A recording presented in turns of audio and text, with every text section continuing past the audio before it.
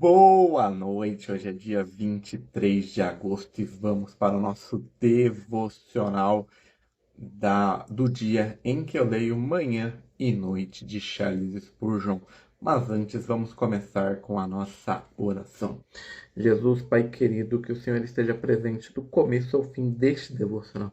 Que o Senhor traga para essa live todos que precisam ouvir essas reflexões sobre a sua palavra que se encontra em Isaías capítulo 65, versículo 19 e Efésios capítulo 3, versículo 17. Espírito Santo, se for necessário que o Senhor traga qualquer palavra em minha boca. Agradeço por estar conosco nesse dia.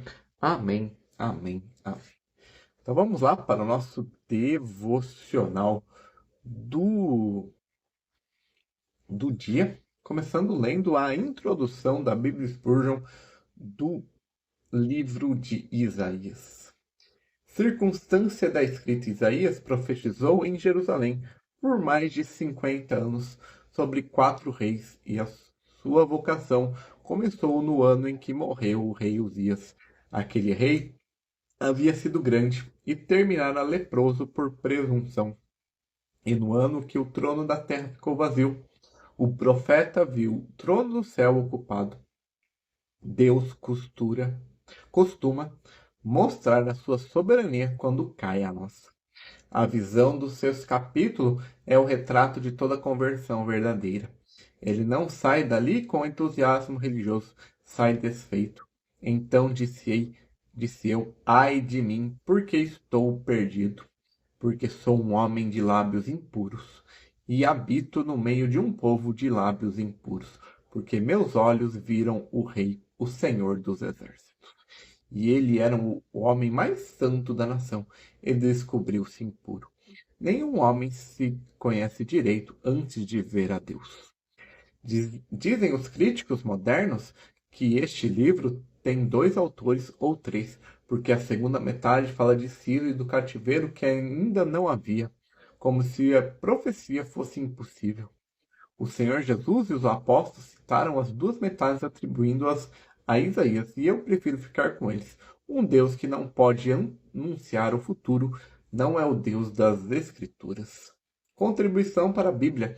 Isaías é o Evangelho no Antigo Testamento, e o 53º é o Calvário escrito 700 anos antes. Ali está a doutrina da substituição em palavras que não admitem torção, mas ele foi ferido pelas nossas transgressões, foi esmagado pelas nossas iniquidades. O castigo que nos traz a paz estava sobre ele, e pelas suas pisaduras fomos sarados. Atenda aos pronomes, porque neles está a nossa salvação. Ele por as nossas transgressões e as feridas dele. A nossa paz e o castigo dele, a nossa cura e o açoite dele. Troca essas palavras, esses pronomes, e não sobra evangelho algum. E não se diz que ele sofreu por acidente da história ou por má sorte política. Diziam-se que agradou ao senhor Moelo. O pai não estava ausente do Calvário. Estava ali, executando o plano da redenção. A cruz não foi uma tragédia que Deus aproveitou, foi um propósito que Deus cumpriu. Este livro também é o mais generoso em convites. Houve este que preguei mais que qualquer outro. Vinde todos que tendes sedes, vinde às águas e vos que não tendes dinheiro, vinde, comprai e comeis. Sim, vinde, comprai vinho e leite, sem dinheiro e sem preço. Vê, a única classificação exigida, sede. Não se pede dinheiro, não se pede mérito, não se pede aptidão, pede-se necessidade. E quem não tem nada é justamente o convidado.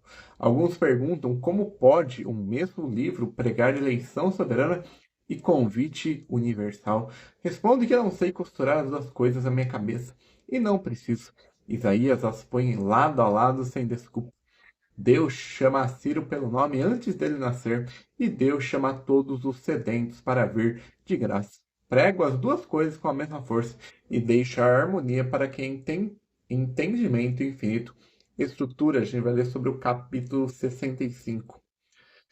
Capítulo 56 ao 66. A glória futura. Os estrangeiros aceitos. O jejum que Deus escolhe. O pregador ungindo para dar novas aos mansos. E finalmente os novos céus e a nova terra. Spurgeon e Isaías. Capítulo 55 foi o texto do meu primeiro sermão, que entreguei com plena consciência de estar oferecendo Cristo livremente a todos que ouviam. Vêm as águas sem dinheiro e sem preço. Preguei-o em campo aberto, em salões alugados e no tabernáculo cheio, e nunca me cansei dele. Se alguém me perguntar qual é a minha teologia em uma frase, digo: sede e vem. O 53º capítulo eu lia de joelhos. Costumava dizer ao meu povo que ninguém devia atravessá-lo depressa e que era melhor gastar 1 hora num versículo dele que em 1 semana em muitos livros de homens. Aqueles pronomes fizeram por mim o que nenhum argumento fez, mostrar-me que a minha culpa mudou de lugar. A visão do capítulo 6 me humilhou muitas vezes no meio de sucesso. Havia as noites que descia do púlpito com o povo elogiando o sermão, e ao chegar em casa li aquele ai de mim, sou um homem de lábios impuros, e caía de rosto. E a brasa do altar tocou justamente os lábios, que era o instrumento do profeta. Deus purifica o ponto por onde vamos servi-lo e purifica com o fogo. E nas minhas enfermidades, morei muitas vezes no 40º capítulo. O que esperam no Senhor renovarão as suas forças. E a promessa é voar como as águas, correr e andar. Nessa ordem descendente. Às vezes a graça nos dá asas, às vezes nos dá pernas para andar sem desfalecer. Já houve semanas em que apenas andei e ainda assim foi o Senhor que me sustentou. Fui até Jesus e olhei para ele e ele olhou para mim e fomos um para sempre. E essa é a introdução da Bíblia Spurgeon para o livro de Isaías. Agora vamos ver o devocional da manhã. Nunca mais se ouvirá nela nem voz de choro nem de clamor. Isaías capítulo 65, versículo 19. Os glorificados não choram mais, pois todas as causas externas de tristeza se foram. Não há amizades destruídas ou perspectivas malignas no céu. Pobreza, fome, perigo, perseguição e difamação são desconhecidos lá. Não há pesar da dor, nem pensamentos de morte ou abatimentos por perda. Não chorem mais, pois estão perfeitamente santificados. Nenhum perverso coração de incredulidade os instiga a apartar-se do Deus vivo. Então, diante de seu trono, sem culpa e plenamente conformados à sua imagem, deixarão de prantear aqueles que deixaram de pecar. Não choram mais, porque todo medo de mudança é finde. Saibam que estão eternamente seguros.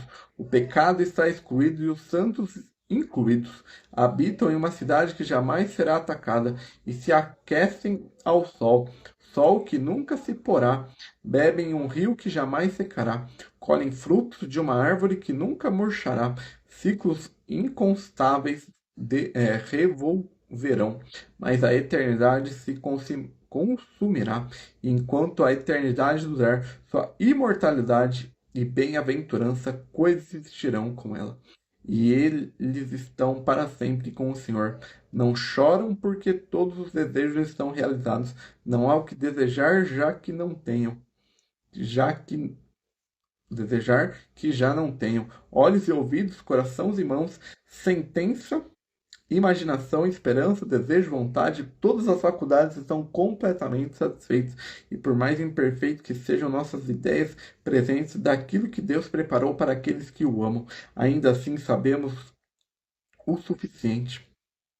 Pela revelação do Espírito, que os santos no céu são extremamente abençoados. A alegria de Cristo é uma plenitude infinita de deleite. Está neles, eles se banham no mar sem fundo e sem costa da beatitude infinita. Este mesmo descanso jubiloso perderá para nós. Pode não estar tão distante.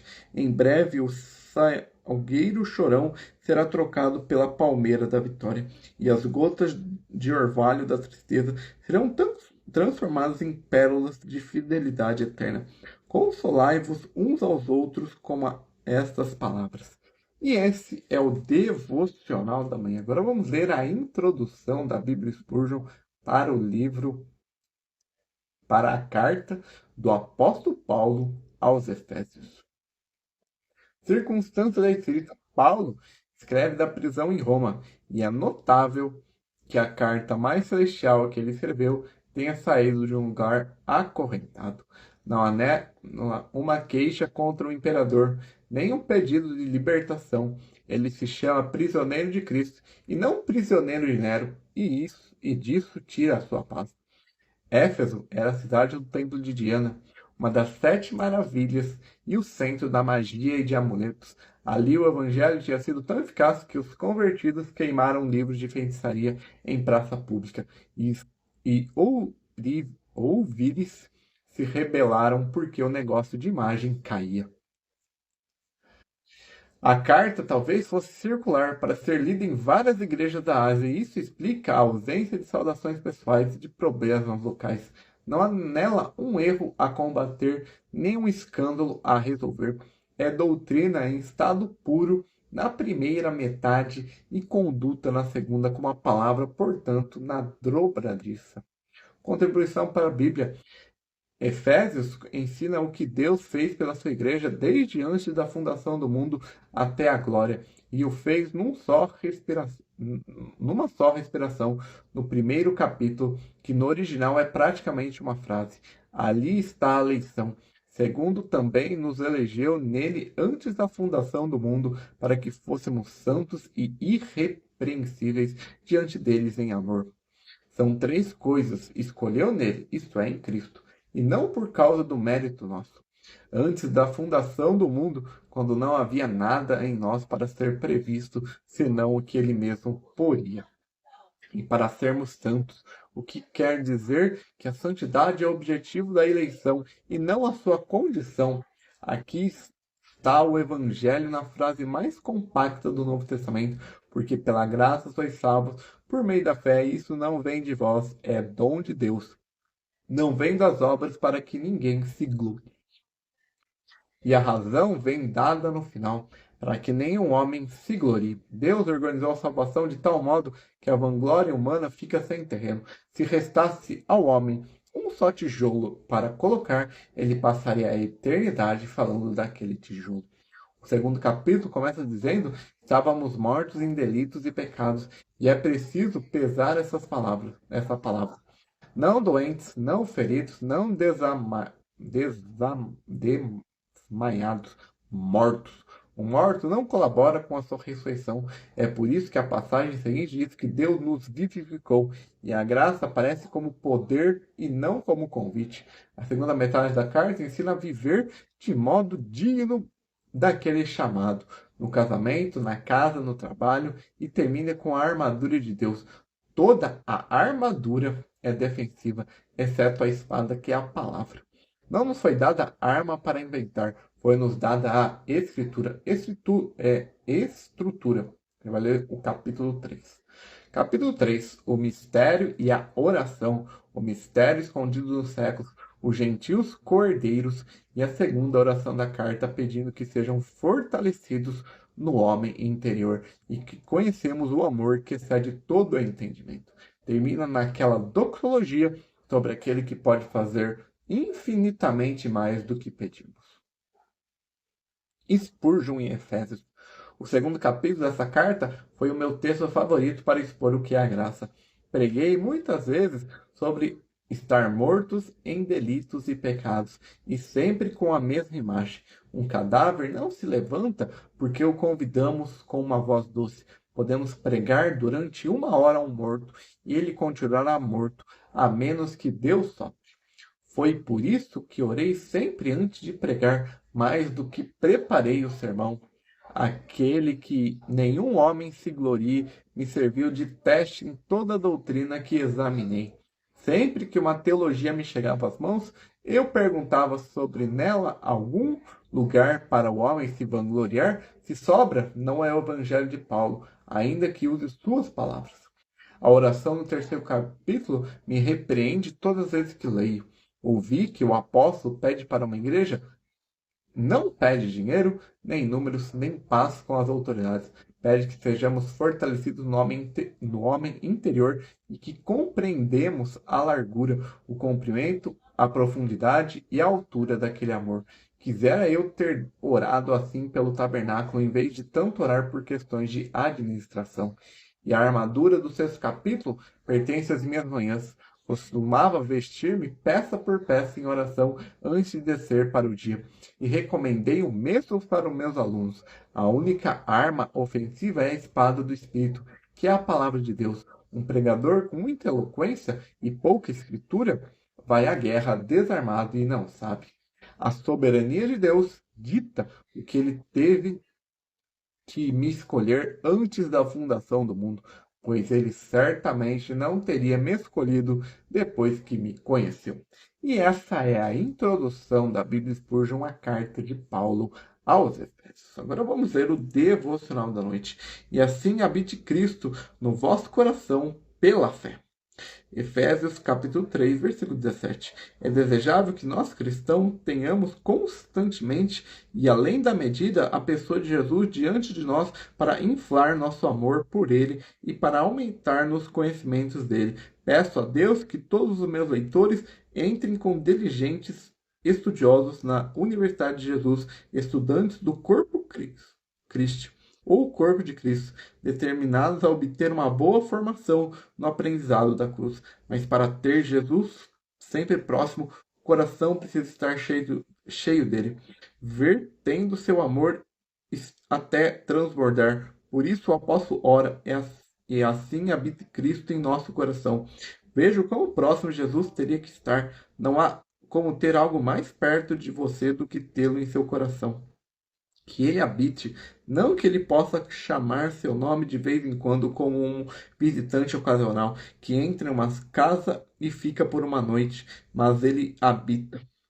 Que Jesus possa se tornar o Senhor e morador de seu interior, de modo a nunca mais sair. Observe as palavras, que ele habite em seu coração, o melhor cômodo da casa da humildade, não somente em seus pensamentos, mas em suas emoções, não meramente nas meditações da mente, mas nas emoções do coração.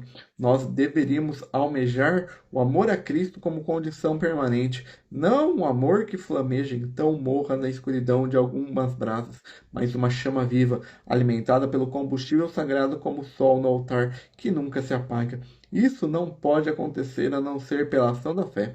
A fé deve ser forte, ou não será fervorosamente a raiz da flor, deve ser saudável, ou não poderá esperar que a floração seja perfumada.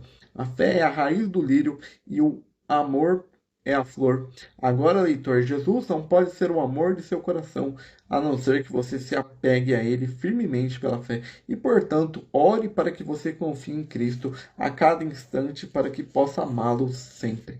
Se o amor resfriar, certamente a fé diminuirá. E esse é o nosso devocional do dia 23 de agosto.